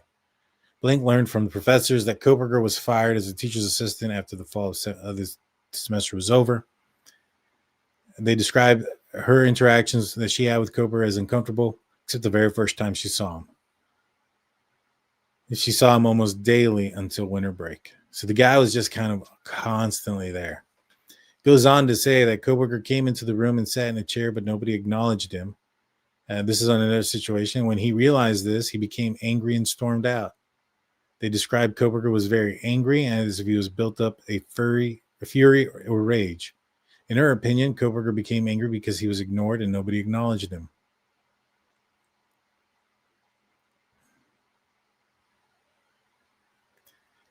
Blank thought it was strange that Kohberger seemed to know her schedule and intentionally encountered her. Blank described herself as a gay woman and thought that it was strange because she had previously told Kohberger that she had a girlfriend. This did not seem to deter him. It's a weird fellow, man. Weird dude. Weird dude. Let's see. This one's interesting. 320. And I think this one we kind of know about. This is a conversation that Bryan Kohberger had with somebody else.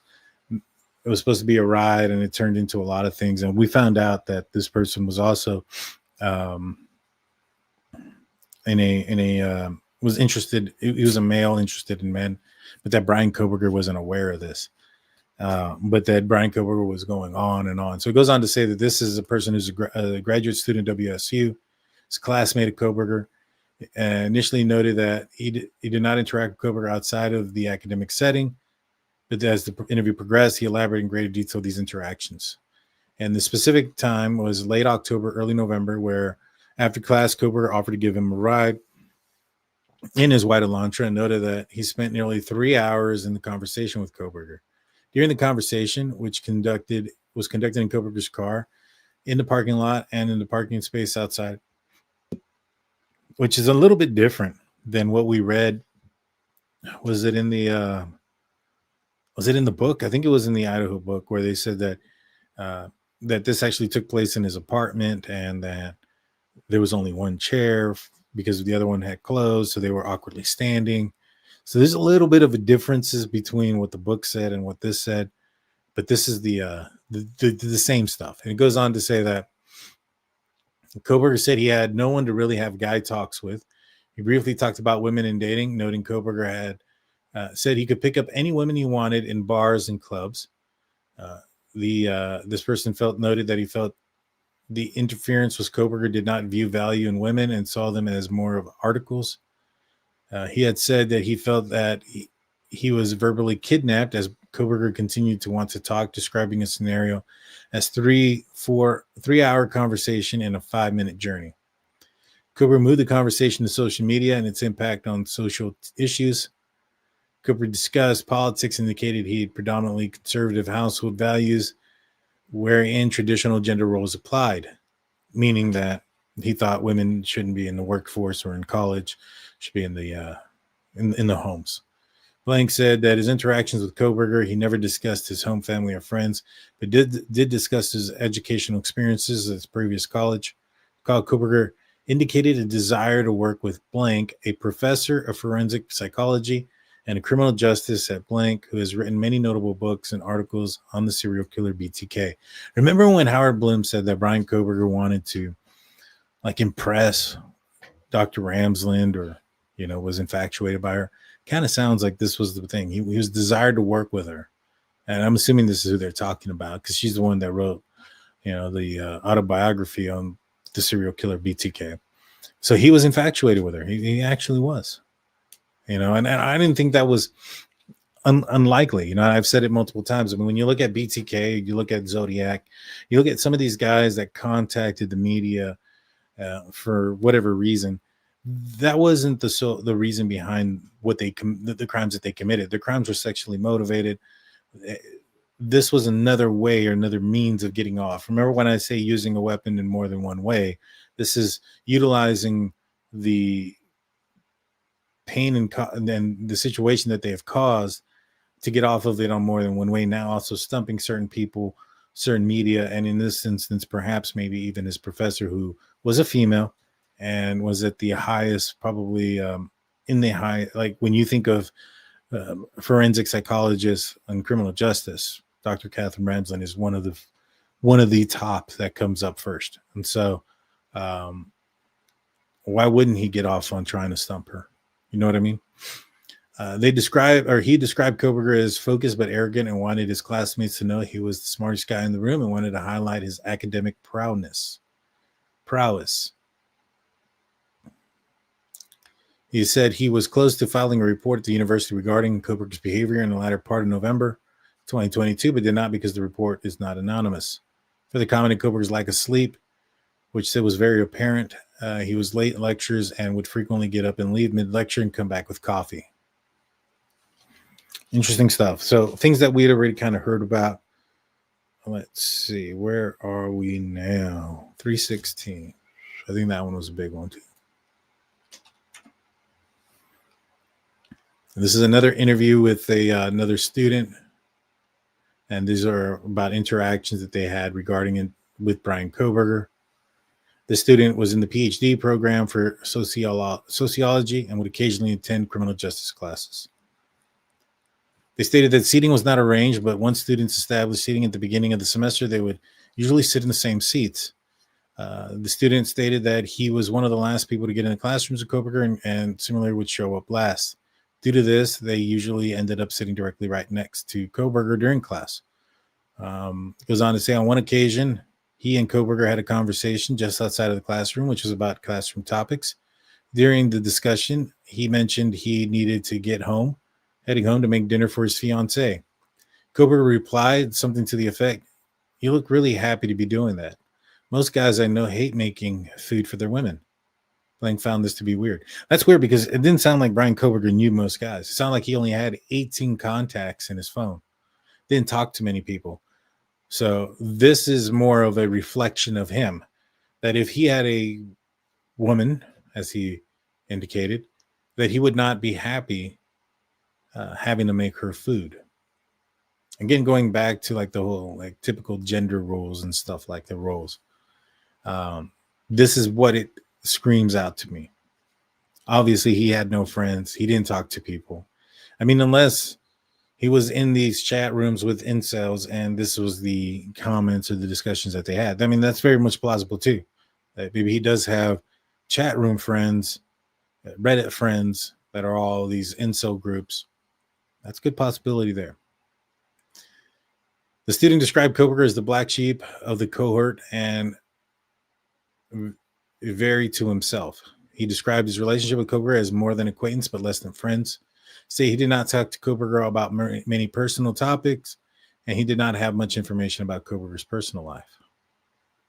It's kind of interesting about the comment that he mentioned about making food for his significant other.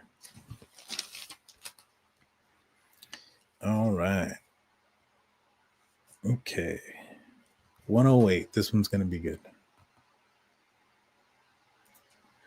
That seems like a big jump. That is a big jump because it's not right. It's supplement 108. So now I got to scroll up. I apologize for that. Here it is. So this one is another interaction with Kohberger. In connection with her knowledge and interactions with Kohberger, this female is employed by blank. She has held this position for approximately 11 and a half years and has worked at blank for over 35 years. During a normal course of her duty, she regularly interacted with Kohberger as blank. And Kohberger maintains an office downstairs from her. Blank said he is frequently in her office, especially as her undergraduate assistant. Stated that Kohberger seems to have a particular keen interest in blank. He would simply stand at her desk, including behind her, standing over her shoulders as she worked and would stare at her. She noted Professor blank was asked to escort her to her car at the end of the workday as Kohberger's behavior was of concern. They commented on his inappropriate behavior and reported it to the professor.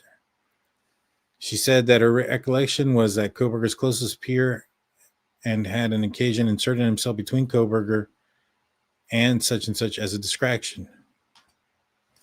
There's not much there, actually. Let's see. One before it is pretty good.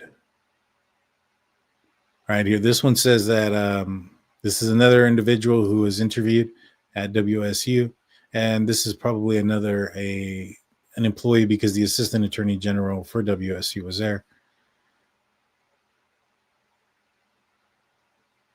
Goes on to say, I was referred to one of such mandatory education class which was provided for the criminal justice graduate program following complaints made against Kohberger. They said that she did not teach the class as her blank taught it, and she would not comment on Kohberger's attendance. She stated that she had never interacted with Kohberger directly or indirectly, albeit she was in the receipt of reports regarding his behavior. She stated per her notes, she was in receipt of 13 reports pertaining to Kohberger's highlighting concerns regarding his behavior. So he had been in 13 reports, guys. Let's see. 302. This is another person that had interactions with Bryan Kohberger. This one says here, stated she first met Kohberger during orientation. She said she attended class with Kohberger and further explained that as class attended twice on Tuesdays, Thursdays, and Wednesdays. Stated the only social event she had previously attended with Kohberger was at a barbecue hosted at his residence. Said the only social event she had previously attended with Kohberger was a barbecue hosted at his residence. It was a barbecue somebody hosted at his residence. It's blanked out. Blank said her only day-to-day interaction with Kohberger occurred in classroom because she worked upstairs in a secure area as part of her internship, and that Kohberger's office was downstairs. It says they kind of screwed up because I think they said it says Richardson provided a brief overview of Kohberger's demeanor in the classroom and needed to assess upon fellow students and his knowledge. Blank said Kohberger liked to over-explain offender decision-making and was doing his final research paper on burglary. Seems like he was also practicing burglary quite a bit. They said during their interactions with Kohberger, it said that the reason for his attending WSU and his internship with blank and blank was chosen for over Kohberger. Blank obtained the position in the spring and conducted onboarding training over the summer. I'm assuming that is the internship with the Pullman Police Department that they're referring to and how it was given to somebody else. Blank stated she was sick the week following the homicide, then was gone for Thanksgiving break, and said that returning to her class after Thanksgiving, she said Kohberger had cuts to his hands, described the cuts on his hands as cat scratches with Band-Aids over his cuts. Did not ask Kohberger about his cuts on his hands because of the general over-engagement in conversation. So the dates would have seen the cuts were November 29th through 30th. They said they had an harassment training on November 8th, and this was rumored because of Kohberger just before he started acting, right before the murders. Kohberger's behavior changed after the meeting, and she assumed the behavior changed in response to what they had discussed in training. They described Kohberger becoming quieter and not speaking up in class. Said on Wednesday, November 9th, Kohberger arrived late, then left class 10 minutes to go to get coffee, which they described was highly unusual. They described an interaction which Kohberger was leaving one evening when she was with blank, and Kohberger trapped her into a conversation with him. They stated she was not aware Kohberger having any social media, and so Kohberger showed her pictures of him hiking in areas in Moscow, of the Moscow mountain, and he appeared to be alone. Stated she had never been to Kohberger's apartment or in his vehicle, and stated she did not know the victims were aware of anyone who knew him. On December 4th, they found snow footprints leading to the back window of her apartment. Whoever had left the footprints backtracked within the tracks. Blank and her fiance installed security cameras in response to finding these footprints. So this is another person who found footprints behind their home, and very similar to like we discussed, the footprints that are seen on the body cam, and not on the body cam, on the drone footage outside of the residence. Mechanical backtracking to the window. This is like the fourth person that has now come forward saying that there was something kind of suspicious, and they had known, had some interactions with Bryan Kohberger. Goes on to say that near the interview's conclusion, Blank requested to speak with Blank by phone about an incident at her apartment. She said that he was playing video games when somebody jiggled the door handle to the apartment. After getting up and looking outside, no one was there. The incident occurred between October 26th and November 9th. More crazy, weird things that he was kind of up to. Let's see. That was 102. That was not.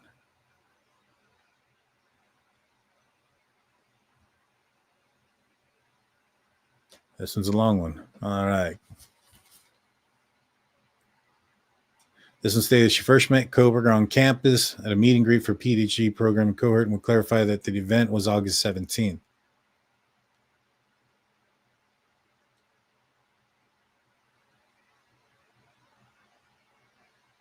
Okay, let's see. They didn't like Kohberger at this place because this is the one I was telling you guys that he was trying to, overtalk them about their own expertise. Says she invited the whole cohort to her apartment during the second or third week of the school, and it was the University of Iowa versus Iowa State game. Kohberger attended the event, was about 2.5 hours late. About a week after the event, Kohberger began to tell others that she takes blank for her blank, and she suspected Kohberger may have looked into her bathroom cabinet and observed her prescriptions because she does not openly share this with others about her blank.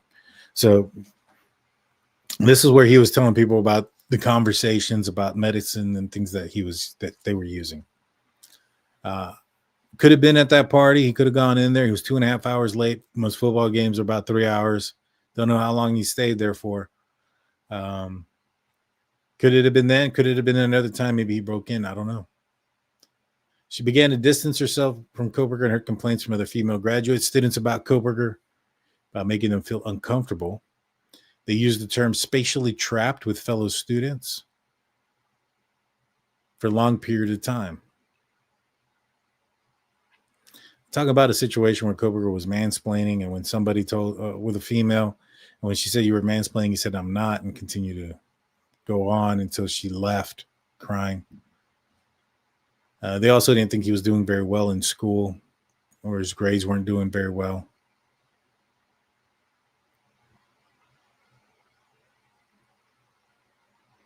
She did say that after the murders that his demeanor does change, but it could have been attributed because of some of the problems they were having. Then she goes on to say that Kohberger always wore a puffy coat to class prior to and after the homicides, and told us that there was a tally on the board documenting how often Kohberger was late for class, and she and the fellow students were tracking his tardiness, comparing the female versus male professors. And they actually still had this. Remember the Bryan tally. This is where that comes from. It says there that Blank admittedly said that she and a fellow of her classmates talked a lot of shish about Kohberger via group text message. They didn't like him. You know, he was weird. And he was just super strange to him. They were right to feel the way they were. Let's see. 275. We're almost done, guys.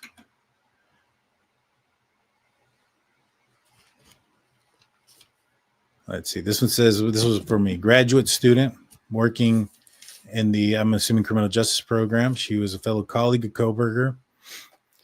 She was working on a project with Kohberger in a limited capacity. She had limited interactions. And let's see, she first met him in August. 2 other graduate students were present. Told her from Pennsylvania, enjoyed hiking. They also spoke about his field of study, offender decision-making. He was particularly interested in how emotions played a role in how offenders make decisions. Throughout the semester, she would routinely discuss criminal justice topics with Kohberger. They discussed the use of alcohol and the effects of marijuana on society, and he told her he was not a drinker and did not understand why people drank, although he drank a whole bottle of wine. He was a liar, guys. He was a liar. He changed who he was based on who he was talking to. I wouldn't be surprised if this female had told him that she didn't drink, and that's why he said that. He's a liar. He liked to mirror whatever it was that was coming into him. She said Kohberger really discussed research, and he was like to dominate the conversation, described him as standing in the doorway and hovering. She never felt uncomfortable around him. He had a macho demeanor about him and would appear to be puffed up. The only thing she felt off about Kohberger was his intense stare. She described having a conversation with him in her office. She tried to end, and he would not stop talking. She told him she was leaving because she was going to avoid getting a parking violation. She walked out and continued to talk to her while she was walking to her car. Let's see. She was aware of an issue he had with another student. Perceived the female classmates dominate disrespectful female instructors. And this is when that one I told you about came crying because of a classroom discussion Kohberger was having with her, and his behavior could be described as possibly sexist. Let's see. 269. And then we have one more after that. And then I'm going to answer your questions. So Don't put your stars yet, because I'm not going to, it'll take me a minute to go back through them all. So I'm going to answer some questions here in about the next 5 minutes or so. Let's see. This goes back to, they had met twice in social settings. This is another interview, once at the barbecue, another time at the holiday Christmas event. Let's see. And it's really not anything, actually. 256.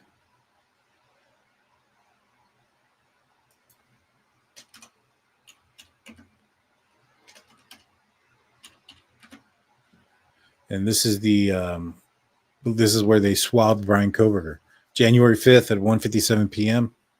After introducing myself to Kohberger, I advised him I would have a search warrant, providing his attorney began collecting evidence as prescribed in the search warrant. Kohberger was compliant throughout the process. And that's it, folks. That's basically it when it comes to Bryan Kohberger and what they knew and what they said. A lot of the stuff that I had been telling you guys for a while now, about his behavior towards women, his behavior towards other students. Obviously, it wasn't to the degree that I thought. There was a lot of things that I wasn't aware of. I mean, it appears that there's like 4 to 5 different women that he was outside of their house, whether they're, just watching or looking at them. Appears that was an MO of his. We know he burglarized or broke into the house of the victims when he took their lives. We know that he most likely broke into Na Ko's house. And it seems like there's some other houses they may have broken into while he was out there in the Pullman, Moscow area. Crazy stuff, guys. Crazy stuff. But let's get some of these super chats out of the way, and then I'll answer some of your questions. Georgia Girl coming in with a newest membership. Thank you, Daniel. Great content as always. Thank you, Miss Dog Lover. Appreciate that. New member Pat W. And Woody Foster, 1999 super sticker. Thank you so much, guys. We appreciate all of you guys and your support. You guys make this show what it is. All righty, guys. So let's start asking questions. If you put it before, please ask again. I'd like your thoughts, your theories as well. We'll do this for the next 5 to 10 minutes. Go over any questions, theories, thoughts. If you guys didn't watch the top of the show where we started off, where I talked and I broke a little bit of information that's not out there about the latch on Xana's door. I personally think that it was broken beforehand. It was open. Bethany had talked about it being open earlier in the day, but they didn't believe that Xana and Ethan were there because they didn't see him. And there was pictures with the door open, and you can see clothing that they believed that was Ethan's in the background. And so those were in the document. So I think that it was already broken, and I think that if Bryan Kohberger had slammed into it, given the amount of blood on his person, that there would have been more blood on the door, that there wasn't. But go check that out. Let's see. To think people were trying to be nice to him. Yeah, you're right. Let me move this over to the big screen here. Golden State Killer started off peeping and burglaring and ransacking. He was known as a ransacker in one of the many communities he lived in, including mine. Wow. Yeah, and that's true. I mean, there's typically an escalation when it comes to these type of things, and it sounds like he definitely did. Let's see. Sounds like a wrongful discrimination lawsuit or a wrongful deeds lawsuit, maybe. Golden State Killer, known as the East Area, where I grew up as a kid. Wow. Dan, do you think he told Ann Taylor what he did or anything about the crimes? No, I don't think so. I think there was a moment where they were asking about the alibi, and there was a time where Ann Taylor thought that the prosecution had Bryan Kohberger's advanced timing records, and they were arguing about it, and they kept putting in, requests for records, and Bill Thompson said, we can't give them what we don't have. And then they turned around and asked for the alibi. And all that was given was that Bryan Kohberger said he's not going to give a specific date or time of where he was at, just that he was in and about these areas, right, at some point, and he was southwest of Moscow. So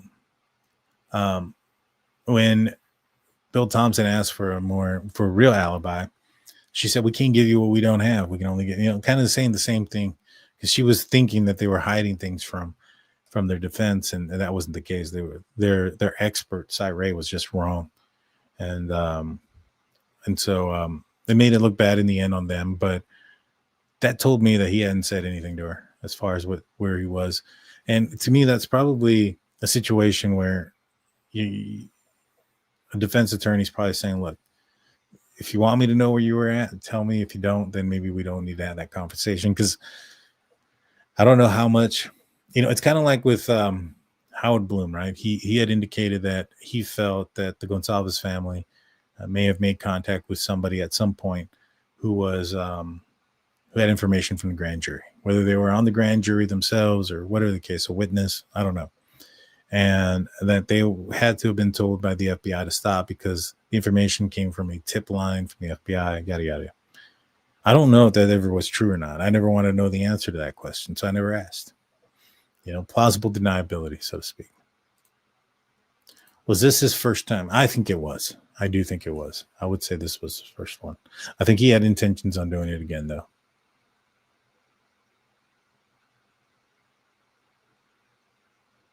Got you.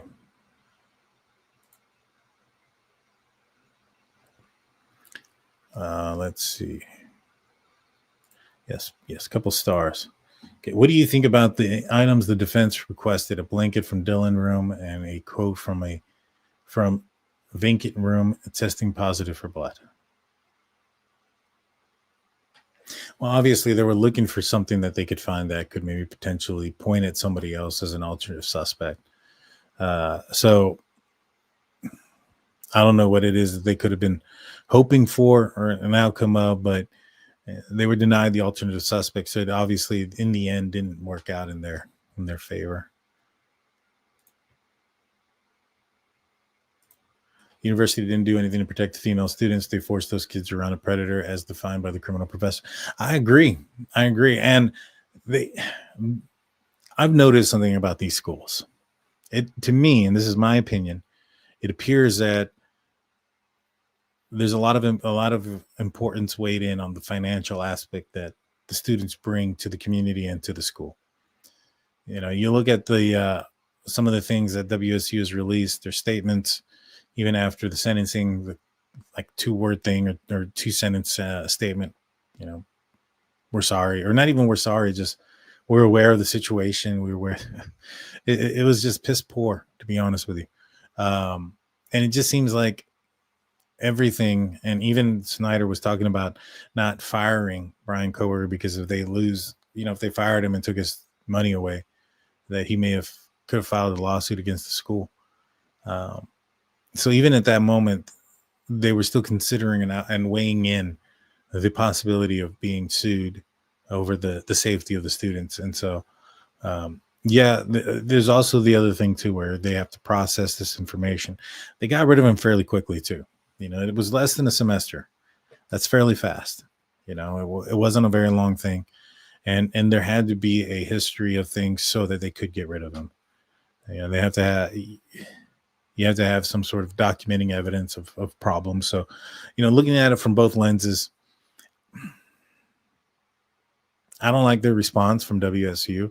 I don't like their responses after the sentencing and all that stuff. They didn't even cancel school either, which I think was probably the better idea. I think Moscow, the University of Idaho in Moscow probably shouldn't have canceled school either. Just in case somebody was, involved in the crime, they should have kept them going. But and even the police were kind of upset about that. Moscow Police Department, but they end up firing him pretty quick. We can't discount that. You know what I mean? Why is Whataburger so overhyped? You need to have a number 5, my man. A number 5 that's a bacon burger, bacon cheeseburger. You got to supplement the mayonnaise instead of mustard. You want to tell them to toast the buns on both sides. It'll change your world. It is a different burger. For those that aren't aware, go to Whataburger, get a number 5, toast the buns on both sides, swap out the the mayonnaise, put mayonnaise for mustard, and it is a game changer. It is a game changer. But I love Whataburger. I haven't had Whataburger in a while. I'm kind of hungry. You're making it worse. 13 complaints and numerous reports. It should equal big red flags to me. 100%. 100%. Is it true he took Xana's J-box with him when he left? Is it true he took Xana's J-box with him when he left? I don't know if he took anything with him. I think it's possible he may have taken something with him from there. I just can't. I don't know. You know, because I find it weird that he was walking in and around that house holding a container this way. You know, going up the stairs with it, down the stairs with it, chasing Xana with it. It doesn't really make sense. I wonder if he put it down somewhere and picked it up. And then I wonder if maybe perhaps it was something he took from the house. Something maybe he got his DNA on that he was aware of and felt he had to take off with it. Don't know. Whataburger always a stop when I go to Texas. It's I like it. I'm telling you guys, get that number 5. Get that number 5. You have to tell them to toast the buns on both sides, because the buns come toasted already, you know. But they flip them around, and I know this because, truth be told, when I was in high school, I used to work at a Whataburger, and I started this weird trend one year because I had a T-shirt, and this is a long time ago. This is when the A1 Thick and Hearty was around, and I had a T-shirt that said A1 Thick and Hearty's back, baby, or something like that on the back. I actually wore it to school, and people started wearing their work shirts to school, but I actually didn't wear it until I got it, and I ended up stopped working there, and I never wore it to work, and so I wore it to school. And I thought it was funny. You know, the Thick and Hearty was back because I'm a thicker dude, so I thought it was funny. And you know, but I used to work there, and I 100% game changer. If you tell them to toast the buns on both sides, you won't be disappointed. Reddish or brown stains on bedding. Did one of his receipts have hair color on them? I think it was blood. The presumptive tests were for blood, but I don't know if they were able to determine whose blood. You know, if he manipulated it or destroyed it in some way, there's a possibility. Sounds like they got you too. I mean, I haven't had Whataburger in a while. All righty, guys. That puts me to the end. I want to say thank you to everybody for tuning in. I'll be back on here soon. Tomorrow, probably not. Tomorrow's a big day for my dad. He has his surgery. So a lot of your thoughts and prayers would be much appreciative. Thank you so much for the ones that you've given us. Tomorrow's his surgery, and I probably won't be here for that. I'll probably be back on maybe Thursday. I was going to leave Thursday to Dallas, but we're actually going to go on Sunday morning now. So I'll be able to do a show tomorrow night. I mean, not tomorrow, but on Thursday, as long as everything goes well with my father. And then maybe Friday again as well. But that's going to do it for me tonight. Please hit the like button. Please hit the subscribe button or ring that notification bell, guys. You guys know what to do. I'll be on in a couple of days. Peace out, y'all. Later.